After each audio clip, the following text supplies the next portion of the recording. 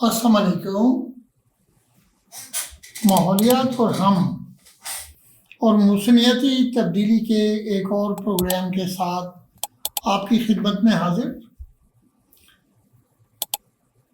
इंतहाई अफसोसनाक, पहले हमारी बहुत ही ख़तरनाक किस्म की बारिशें होती रहीं, बहुत ही ज़्यादा अचानक। पहले खैबर पख्तूनख्वा में, उसके बाद बाकी इलाक़ों में भी, पंजाब में भी और सिंध में भी। उसके बाद ये हमारे पर जो मुसीबत आई है वो है कि इंडिया ने दरियाओं में पानी छोड़ दिया। अच्छा, इसका जो इंडस वाटर ट्रेटी में प्रोटोकॉल है वो उन्होंने फॉलो नहीं किया, लेकिन फिर भी उन्होंने 24 अगस्त को हमारे वज़ारत ख़ारजा के थ्रू इन्फॉर्म कर दिया कि हम पानी रिलीज़ कर रहे हैं। अच्छा, थोड़ा सा इस पर गौर करना चाहिए कि उनको पानी क्यों रिलीज़ करना पड़ता है। दो रीज़न है। एक तो ये कि उनके जो डैम बने हुए हैं उन रिवर पे, जो उनको अलोकेटेड हैं, रावी है, सतलज है, ब्यास है, तो उनका जो वाटर रिजर्वायर पूरा भर गया है। So they have to release the water, क्योंकि वहाँ पर भी मौसमियाती तब्दीली की वजह से रेन्स हो रही हैं। तो अब हम इसको देखते हैं कि उसके अलावा और क्या रीज़न होता है। जब डैम्स में हम पानी को स्टोर करते हैं तो उसमें सिल्टिंग भी होती है, तो उसकी डीसिल्टिंग अगर आप हर साल ना करें तो रिजर्वायर की कैपेसिटी कम हो जाती है। तो ये एक नॉर्मल मेथड है और हमें ये पता होना चाहिए कि इंडिया ने डीसिल्टिंग भी करनी है और एक्सेस वाटर भी रिलीज़ करना है। लेकिन हम इस बात को भूल गए। हमने रावी को एक नाला बना दिया, हमने एनक्रोचमेंट्स की, वहाँ पे हमने सोसाइटीज़ बना दी और उसका जो नेचुरल, हर रिवर का एक नेचुरल फ्लड प्लेन है, तो उसको हमने रेस्ट्रिक्ट कर दिया। और जो इम्बैंकमेंट्स हैं हमारे, उसको प्रोटेक्ट करने के लिए वो भी इस बदलते हुए वॉल्यूम के साथ हमने उनको, जो पानी आ रहा है, पानी की वॉल्यूम की बात कर रहा हूँ, तो वो उनको हमने स्ट्रेंथन नहीं किया, उनको मेंटेन नहीं किया। और ये जो डैमेज हुआ है वह इंतहाई अफसोसनाक है, लेकिन इसको प्रिवेंट किया जा सकता है। नंबर 1, IWT के अंडर इंडिया को इन्फॉर्म करना चाहिए था उस ट्रेटी के मुताबिक जो उसूल है, लेकिन चलें, उन्होंने इन्फॉर्म कर दिया। अब एट आवर एंड ये उनकी अभी जा रही है को कहें कि उन्होंने ये इल इंटेंशन से रिलीज़ किया है या जैसे भी रिलीज़ किया है, कि हमें डैमेज करने के लिए किया है, हमारे एग्रीकल्चर को डैमेज करने के लिए किया है कि हमारी खरीफ रबी दोनों क्रॉप्स ख़राब हो जाएं, या ये एक नॉर्मल प्रोसेस है, उन्होंने करना है, उन्होंने हमें इन्फॉर्म करना है।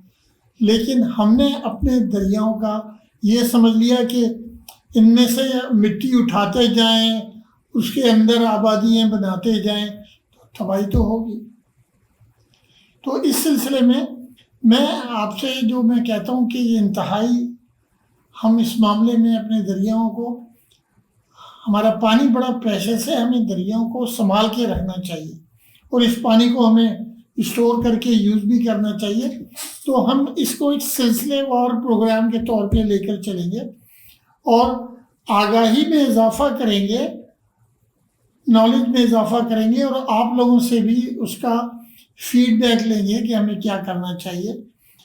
ये पाकिस्तान में टोटल जो डैम्स हैं और जो बैराजेस हैं और जो हेडवर्क्स हैं उनकी एक लिस्ट हमने यहाँ पर इंक्लूड कर दी है, जो आप देख सकेंगे हमारे उसमें ये इसके मेरी टॉक के बाद वो हम अपलोड कर देंगे। तो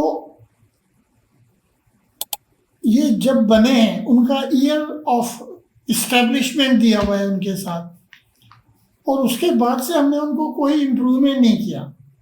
अब आपसे एक इंतहाई इम्पोर्टेंट, बहुत ही ये समझ लीजिए कि इसको आप गफलत कहेंगे या क्रिमिनल नेगलेक्ट कहेंगे या क्या कहेंगे।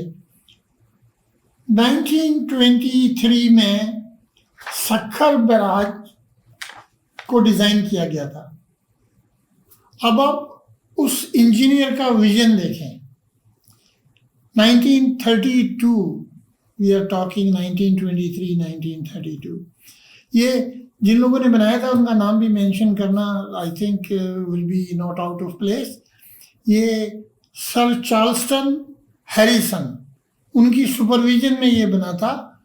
आर्लैंड मुस्तो वो इसके इंजीनियर थे।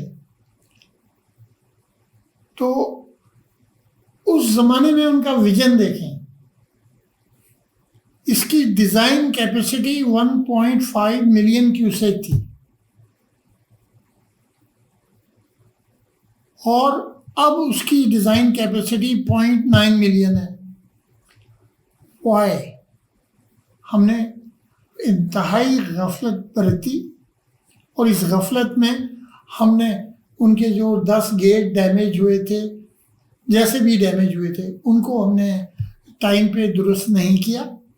उसके बाद दूसरे भी कुछ गेट्स डैमेज हुए थे, उनको भी हमने सही तरह से रिपेयर नहीं किया। हमने डीसिल्टिंग नहीं की, तो कैपेसिटी बजाय इसके कि हम बढ़ाते, वो हमने उसको कम कर दिया। तो अभी कुछ लोग कहते हैं कि 1.15 मिलियन है हमारी, कुछ लोग कहते हैं कि ये 9.9 मिलियन क्यूसेक है। यहाँ से वैसे 10 मिलियन का रेला गुजर चुका है, उसने सस्टेन किया था जब पिछली दफ़ा सैलाब आए थे। तो सिर्फ ये एक एग्जाम्पल आप देख लें कि अगर सक्खर बैराज का ये हाल है तो बाकी हमारे जो बैराजेस हैं और जो हमारे वो हैं हेडवर्क्स हैं, उनका क्या हाल होगा। हमें इस पे बहुत ज़्यादा तवज्जो देनी चाहिए और हमें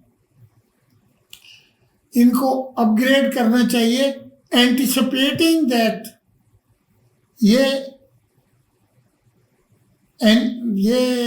हवाई गैस नहीं, इंजीनियरिंग एस्टीमेट और क्लाइमेट चेंज के इम्पैक्ट को देखते हुए कि और ज़्यादा सैलाब आएंगे और बड़े सैलाब आएंगे, इंडिया हर साल पानी छोड़ेगा, और उस हिसाब से हमें अपने दरियाओं की कैपेसिटी, उनकी ट्रेनिंग, उनका एम्बैंकमेंट्स और एनक्रोचमेंट, उसके फ्लड प्लेन में जो भी आबादियां हैं उनको आप शिफ्ट करें, क्योंकि उसके बगैर ये नहीं होगा।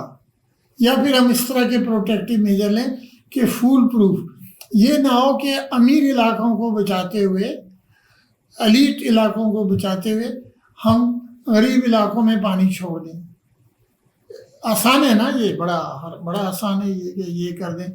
और हमें इस दफ़ा भी कुछ इम्बैंकमेंट्स को, हेडवर्क्स को बचाने के लिए उनमें ब्रीच करना पड़ा, तो ये हमें ब्रीच ना करना पड़े और हमारे हेडवर्क्स और ब्राजेस वो पानी का जो एस्टीमेट है, जो अंदाज़ा है कि हर साल कितना आएगा, वो मैक्सिमम कैपेसिटी पे उसको हम डिज़ाइन करें।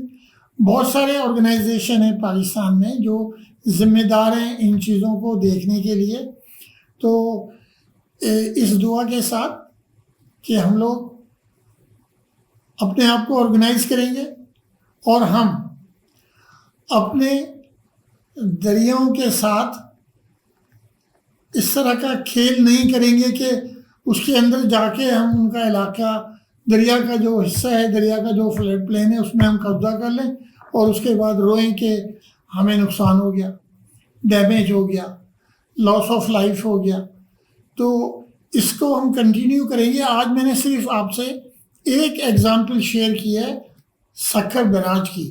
हम एक एक क्रिटिकल बैराज को और हेडवर्क को लेंगे और एनालाइज करेंगे कि वहाँ पे क्या इम्प्रूवमेंट चाहिए।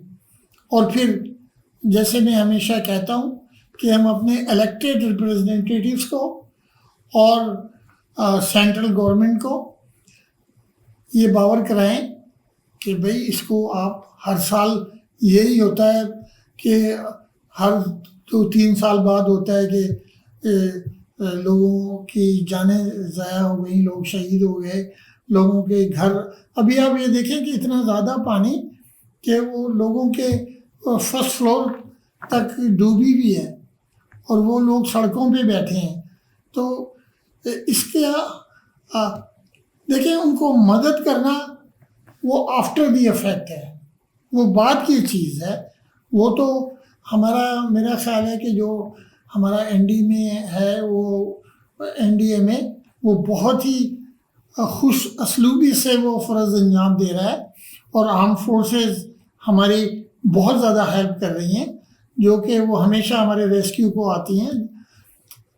तो अब इसको मैं ये समझता हूँ कि जैसे अमेरिका में वाटर रिसोर्सेज को कोर ऑफ इंजीनियर्स देखती है, यहाँ पर भी हम इस तरह का कोई निज़ाम बना सकते हैं। तो इस सिलसिले में हम आपसे बात करते रहेंगे। तो अब मैं आपको खुदा हाफिज़ कहता हूँ। अल्लाह हाफिज़, अपना ख्याल रखिए। पाकिस्तान जिंदाबाद।